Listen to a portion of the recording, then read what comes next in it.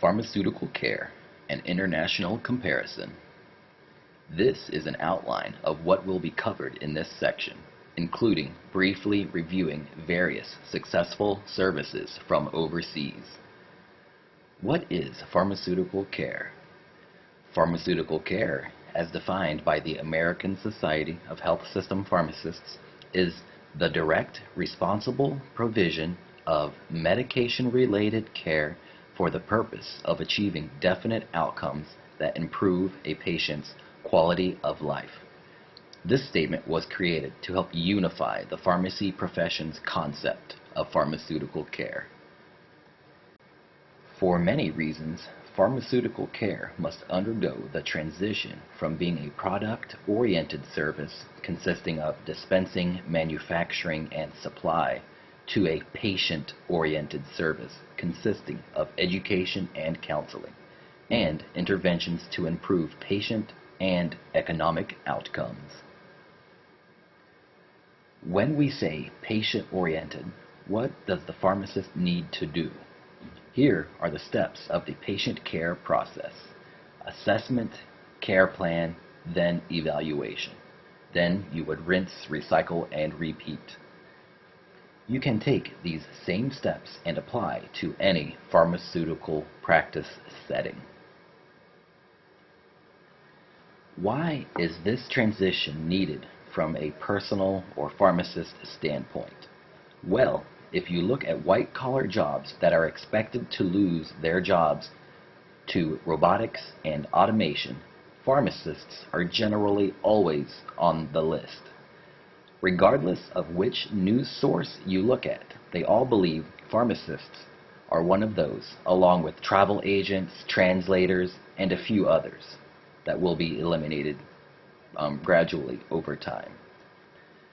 Articles from Forbes, MSN, PBS, NBC, and most major news outlets in the USA are all in agreement. Advanced technology will eventually take over the traditional dispensing role of a pharmacist. Automated dispensing systems help fill so many more prescriptions more accurately than a human. The pharmacists have the computer system which helps you check the pill shape, color, and kind more effectively. Physicians can order prescriptions via CPOE or IPMOE, so no transcribing is needed in the pharmacy. Technology has always affected the development of new drugs with new chemical and biologic entities. Drugs nowadays are more sophisticated, which require more monitoring, screening, patient education, and even pharmacogenomic testing. Pharmacists can assist in these areas based on their knowledge of pharmacology and therapeutics of the drugs. Healthcare also have focused more on patient individual care. We want to tailor treatment and therapy based on patients' wishes and needs. We focus more on a multidisciplinary approach to utilize specialty of each profession to deliver optimal care to patients. Pharmacists can contribute to determining appropriate drug therapy to patients to improve patient outcomes and quality of life, moving the pharmacy profession to become more clinical. In order to promote a new pharmacy practice with more clinical focus, you need the following criteria. First, you need professional support. Next, education. And lastly, a clinical service setting.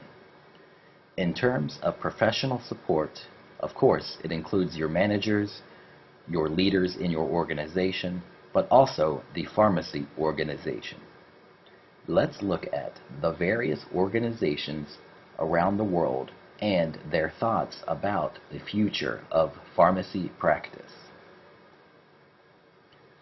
The vision of pharmacy practice in the USA is ambitiously described by the ACCP, stating that pharmacy is maturing as a clinical profession and presently is well positioned to transform itself from a product-oriented to a patient-oriented profession. Provision of direct care by virtually all pharmacists will be the standard of pharmacy practice in all patient care settings by 2020. The Royal Pharmaceutical Society of Great Britain released a similar vision that includes cost-effective use. Okay, so the American Pharmacy Professional Organization may be more aggressive since pharmacy practice is generally more advanced overseas, and you may think it does not apply to Hong Kong. However, I found a response paper from the Pharmaceutical Society of Hong Kong and the Society of Hospital Pharmacists of Hong Kong on healthcare reform in Hong Kong back in 2001. The document has voiced the vision of pharmacy profession. These visions align with the vision statement from the ACCP, or the American College of Clinical Pharmacy. Therefore, the change is a global trend. For professional support, we surely need help from our leaders of our organization and from our peers. However, it is important to get support from the top down also. As a profession, we need to have the same vision from all sectors to move the profession forward. The second criteria for clinical practice is education and training. Now, let's look at pharmacy education in general. Is it tailored to provide sufficient training to the pharmacy school graduate? Here is the pharmacy education framework for several other countries. Most every country has higher levels of degrees available. As traditional bachelor programs are becoming insufficient to train clinical pharmacists, residencies and fellowships provide optional training for clinical pharmacists and can last up to 3 years after graduation. There is a demand for a more qualified pharmacists. Pharmacists who need additional training in the States need a residency. The number of positions fails to meet the number of applicants for advanced clinical pharmacy residency training.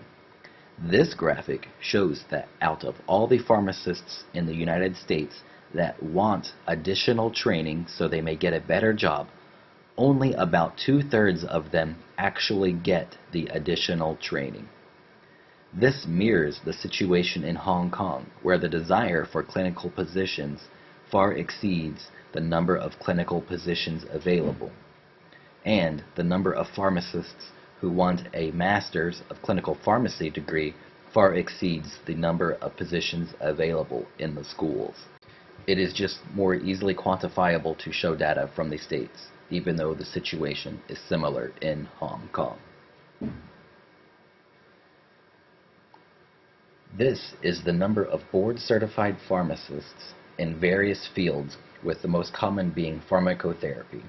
This reflects the demand for advanced training and specialty pharmacists in today's pharmacy profession and the increasing number of certified specialists. Last but not least, we need to have the clinical service setting that will allow pharmacists to practice pharmaceutical care. Everyone wants to be able to use clinical skills on patients. However, does your current working environment allow you to utilize your clinical skill? If not, who will be providing you with this environment? Is it your boss, the physician, the government?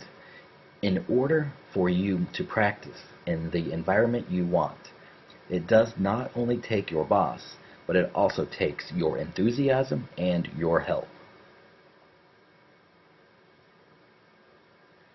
The expanded role of pharmacists has led to more new clinical services being established over the years. Pharmacists' roles are more focused on direct patient care and improved quality of life.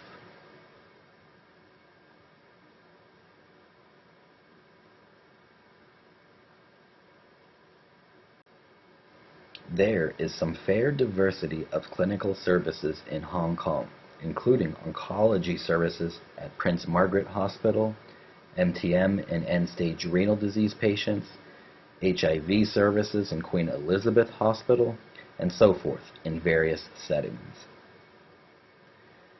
The clinical and economic impact of pharmaceutical care. The first example is a landmark study in pharmacy clinical services looking at the benefits of a pharmacist performing medication therapy management, or MTM. The objectives of this service were to measure the clinical effects associated with the provision of MTM services in regards to achieving clinical goals for hypertension and hyperlipidemia. They compared patients' total health expenditures for the year before and after receiving MTM services. So 1 year retrospective and 1 year prospective. Patients in the prospective arm received MTM services for 1 year with at least one initial and one follow-up visit. For patients to be enrolled, they had to have one or more of the 12 study conditions and 2 healthcare claims over a 6-month period. These are the 12 common medical diagnoses included, of which hyperlipidemia and hypertension are included. The control group is the patients who receive usual care from one of the clinics without medication therapy management services. Both economic and clinical outcomes were assessed. 285 intervention group patients with an average of 6.4 medical conditions and 7.9 drug therapies per patient had 2.2 problems resolved per patient. 78% of the problems were able to be solved without physician involvement. This shows the distribution of drug therapy problems by category. Patients in the intervention group met hypertension and cholesterol goals more often than those in the control group. Expenditure for patients receiving MTM services were decreased 57.9% for facilities costs and 11.1% for professional claims. In contrast, the prescription drugs expenditure increased by 19.7%. The difference in total expenditure between the pre- and post-intervention periods for the intervention group was statistically significant with a p-value of less than 0.001. Overall expenditure was reduced by 31.5%. Converting that into dollars, they saved over $700,000 per year. However, the question is, was it cost effective? We have to consider the cost of providing MTM services. When looking at the return on investment for every $1 that was invested in the service, the company made $12. So it's basically like you give me $1, then in 12 months I will give you back $12. So it sounds like a good deal, right? Now, to look more briefly at some diverse services implemented in the United States, starting with a popular area now of transitions of care. 3 main areas of pharmacy practice in the USA were community, hospital, and industry. Antibiotic stewardship programs promote appropriate selection, dosing, and duration of antimicrobial therapy to achieve optimal clinical outcome with the least toxicity, adverse drug reactions, and resistance. Drug information transformed from answering physician inquiries to reviewing new drugs and developing monographs while making recommendations on formulary acceptance or rejection. The medical science liaison position requires pharmacists with clinical experience and familiar with clinical practice and guidelines to speak about their product in the context of clinical practice. This person also needs to be familiar with current literature and comparison between their product and products of their competitor, and to be able to explain the comparison of the drugs.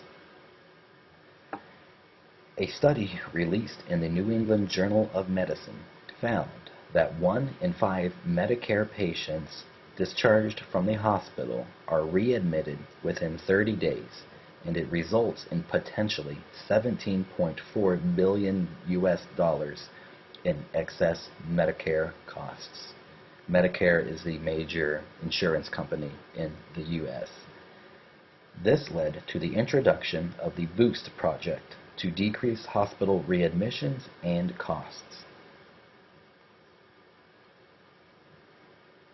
The BOOST criteria included the 8 P's risk assessment to identify patients who were more likely to have a readmission. Some of these 8 P's directly applicable to pharmacists were problem medications, polypharmacy, patient support, and prior hospitalization. Project BOOST involved many healthcare professions, and pharmacists play a key role.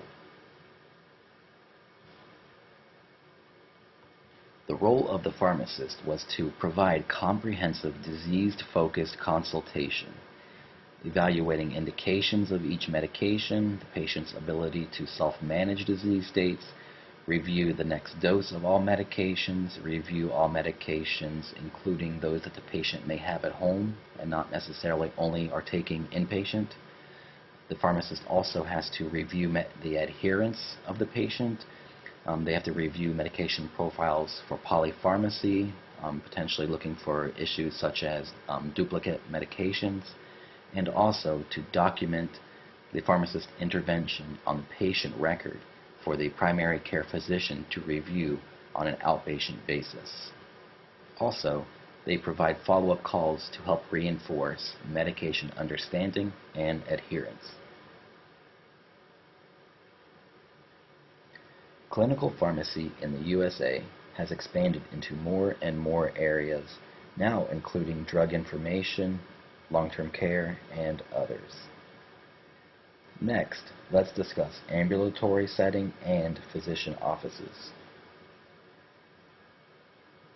There are numerous services that are widely implemented, like anticoagulation, asthma, COPD, heart failure, and so on. Newer services with less experience overseas include psychiatry, gout, osteoporosis, hospice, etc. A very recent example of a diabetes clinic was published in 2017 from Singapore. This looked at 400 high-risk patients over 6 months who saw a board-certified pharmacotherapy specialist pharmacist about every 4 to 6 weeks, or they did not have regular interaction with this clinical pharmacist. High-risk patients aged greater than 21 years with uncontrolled type 2 diabetes, A1C of greater than 7, those with polypharmacy defined as taking at least 5 chronic medications, and multiple comorbidities were included in the study. This study shows how overseas data can be applied locally in Asia, as this successful study in Singapore was based on a study done in the USA over a decade ago. This shows why it is important for us to be familiar with overseas clinical pharmacy activities.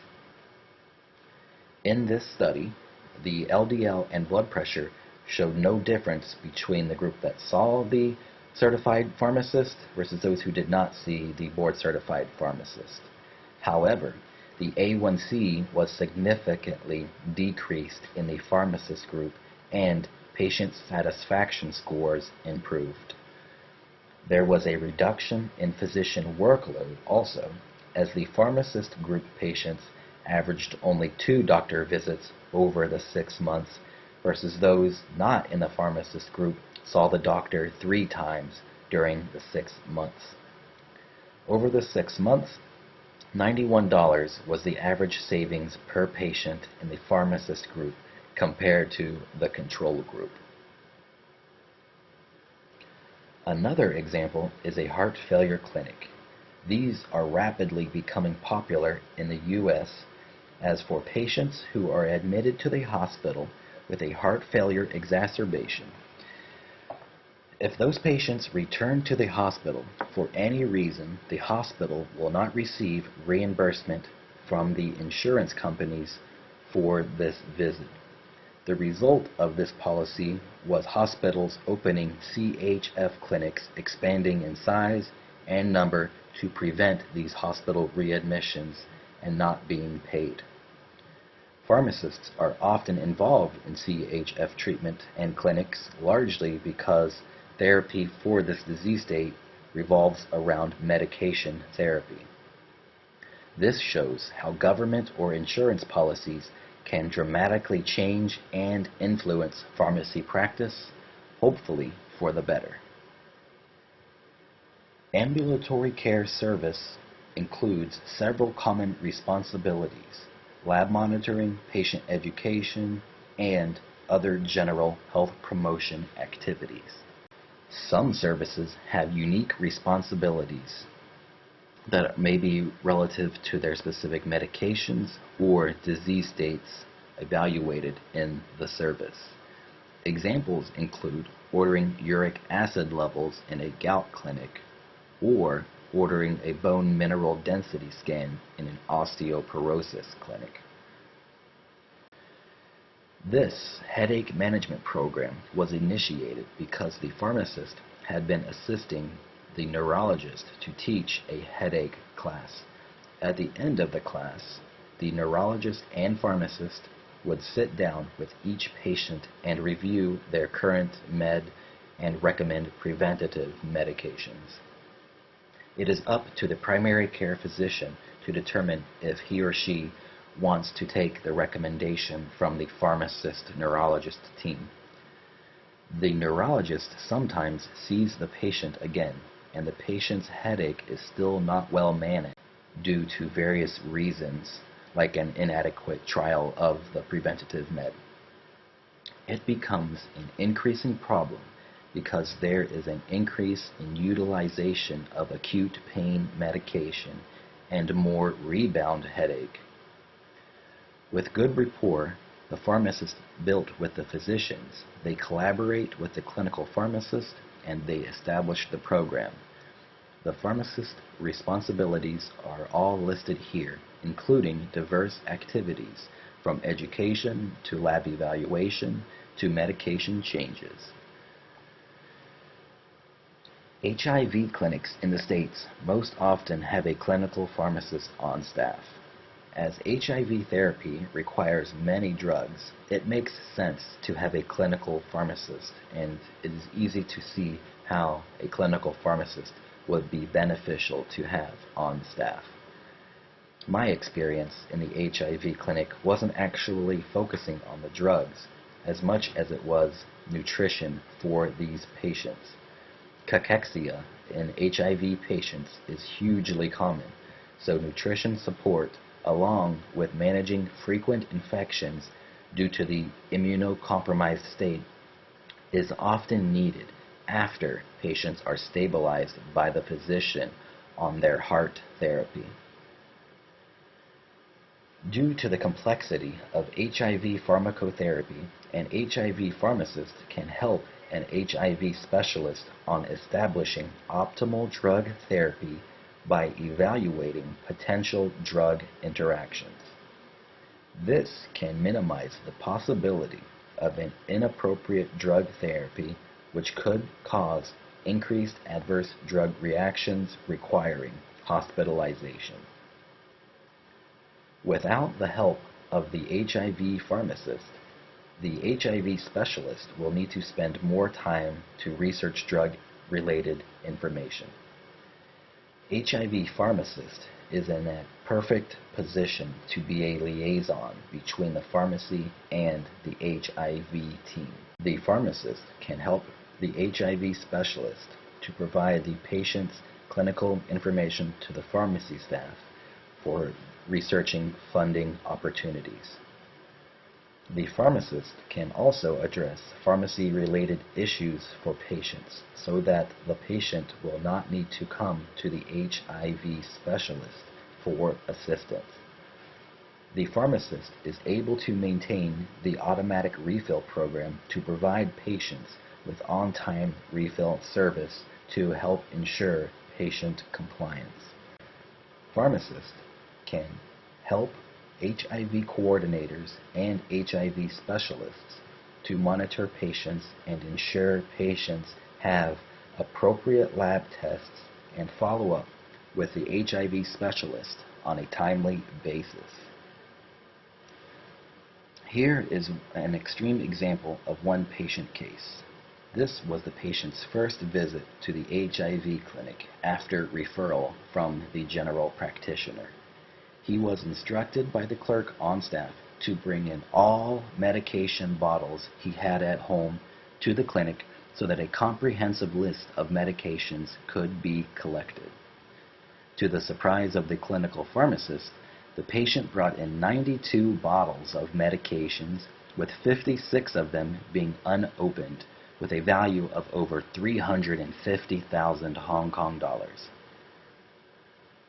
The medications were automatically being filled by the pharmacy every month, even though the patient was missing numerous dosings due to side effects of the medications and ability to remember to take them, as the patient was on multiple doses per day. Just a 30-minute visit with this patient was well worthwhile, as tens of thousands of dollars of continued waste were able to be corrected. An anemia clinical service has many focuses, but the primary one is to decrease drug wastage and to not allow the expensive EPOTEN drugs to be given unless hemoglobin levels are significantly low and iron stores are adequate.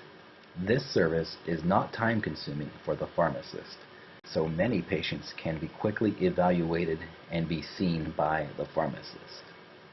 So this service would mostly only be seen in a center with a high volume of dialysis and anemia patients, or it would only require a couple hours a day of the pharmacist's time. These are the list of responsibilities for an anemia management program pharmacist. Much more simple than an HIV program pharmacist, who wouldn't be able to see as many patients and will need to spend more time with each patient. Next, let's discuss drug use management. Many times, this inpatient clinical service may be done informally rather than having a dedicated service and pharmacist. Many of the roles and responsibilities of this service are actually completed by a staff pharmacist without advanced training, such as a brand to generic interchange. Services such as this can help hospitals minimize costs when the pharmaceutical industry does what is called evergreening to continue sales of a brand of medication. When a drug is about to lose its patent, the drug companies will make a slight change to the drug to receive a new patent and continue charging higher costs. Follow-on drugs are relatively easy to market. Prescribers are familiar with the original drug, and data already exists for the follow-on drug, so the FDA approval is relatively quick and inexpensive. GSK stated in 2008 that such modifications of old drugs accounted for 27% of the company's sales growth over the last 7 years. Some examples of follow-on drugs include desloratadine from loratadine and paliperidone from risperidone. 2008 saw the first reduction in spending on consumer advertising by drug makers since the late 1990s. According to Wall Street Journal, spending on prescription drug ads aimed at consumers declined 8% to only $4.4 billion US. Factors for this decline include fewer new drugs being marketed and heightened government scrutiny of drug marketing practices. Direct-to-consumer advertising has been a tremendous force in increasing prescription drug utilization since 1997, when the FDA relaxed the rules for mass marketing of prescription drugs. The United States and New Zealand are the only countries that allow more comprehensive direct-to-consumer advertising. Direct-to-consumer advertising drives sales of newer, more expensive drugs for symptomatic relief of chronic conditions or those with big market potential. According to a 2006 Government Accountability Office report, drug advertising contributed to overall increases in spending on both advertised drug itself and on other drugs to treat the same condition. The agency cited a study showing that for every $1 spent on drug advertising, sales increased by a median of $2.2. So like the first MTM study that I talked about, it was you give me $1, then I will give you $12.20 at the end of the year. Well, for this, it's they spend $1 and they get back $2.20.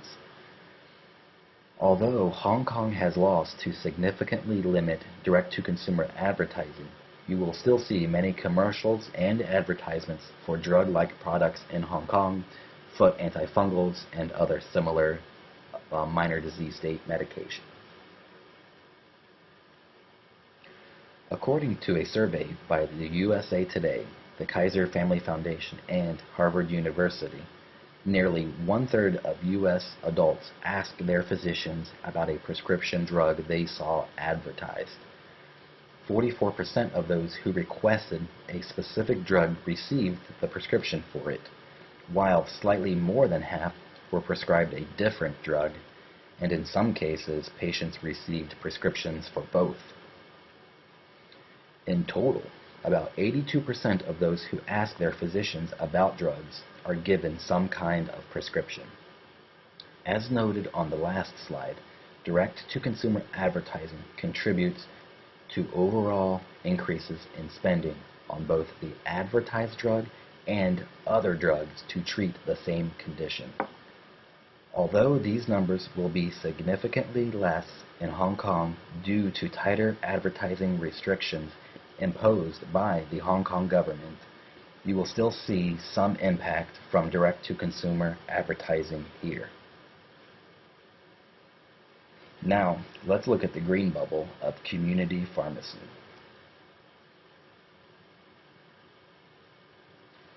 MTM is very widespread, broad, and it is an all-encompassing service. I will say MTM, but in Australia they call it the Home Medicines Review, or HMR, and in the UK they call it CMR, or Clinical Medication Review. There is a plethora of data regarding the impact of MTM services in a community setting. There are 2 systematic reviews and meta-analysis that have reported that MTM services have absolutely no change on mortality rate. So obviously I would avoid having mortality rate as one of the primary outcomes of a proposed MTM clinical service. There is currently mixed data on whether MTM services in the community can reduce hospitalizations, although even if so, the impact on reduced hospitalizations is probably very minimal and best avoided if your service proposal is in the community setting. On the other hand, There is a lot of consistent positive data on many outcomes, such as A1C, blood pressure, cholesterol, and other goals. Outcomes with minimal to no evidence include patients with psychiatric components, as these patients are very often excluded from studies despite the fact that they may be one of the patient populations who could benefit the most from these MTM services in the community. MTM services were initially started based on a report from AHRQ that showed that patients with more chronic conditions have higher rates of hospital readmissions and annual costs per person, and that the U.S. spent $177 billion on medication-related morbidity and mortality. Certain patients are targeted for these services to optimize benefit and improve the return on investment, including patients with chronic diseases, patients on multiple drugs, and patients who have higher healthcare costs. 11 national pharmacy organizations achieved consensus on a definition of MTM and came up with an MTM service model that consists of some core elements, largely focusing on being patient-centered. The 5 elements of the MTM service include preferably face-to-face interaction, all medications, indications, directions, and prescriber info should be comprehensively completed. The personal medication record should be included, which is a comprehensive record of the patient's medications, including herbal products, over-the-counter products, dietary supplements. The pharmacist uses this personal medication record to communicate and collaborate with physicians and other healthcare professionals to enhance the continuity of care. The 4th element would be the medication action plan, which is the health professional's course of action for the patient. They would tell the patient what he or she needs to do to achieve the goal. The 5th element would be intervention and/or referral to another specialist. These are just some examples of personal medication records that can be used. This is an example of a format of a medication action plan. Not all services need to be large and encompassing like an MTM service. Sometimes more basic services provide dramatic benefit. Here are some common inpatient services you may have seen in your hospitals, and some common services done in the community setting.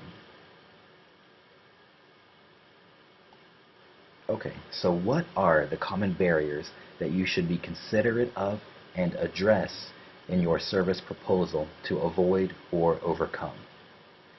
The perceived value of the pharmacist. The general public and other healthcare practitioners often have an extremely poor comprehension of a clinical pharmacist's abilities and values. Pharmacists, in general, do a poor job of marketing themselves and their abilities to others outside the profession. Supportive leadership can hinder opportunities as well as other barriers listed on this slide, down to the very common issue of lack of funding. Strategies to achieve the vision of your service include developing an organizational chart to match the vision and a team with shared values. Hiring competent staff for all positions means providing the services on a reliable, scheduled basis, not intermittently when the right people happen to be working on the right wards. You should engage qualified and adequately credentialed staff in planning and decision-making for the service. Also, consider the use of automation and technology to optimize the service. Also, use of dispensers and other staff as needed so the pharmacist isn't spending time performing tasks that aren't well suited to their capabilities. Your service should also have systems in place to help with continuing improvements, and clinical services should align with funding opportunities and institutional plans and goals. Lastly, some questions to think about. What percentage of clinical pharmacy services have a positive economic impact?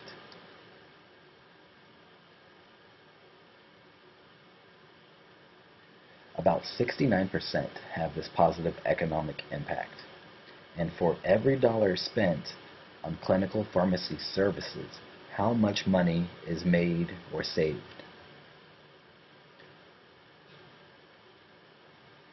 To answer this question, it's really going to vary based on the clinical service in question, with some services such as adverse drug event avoidance or anti-epileptic management having a much higher benefit to cost ratio than other services such as hypercholesterolemia intervention or antibiotic management.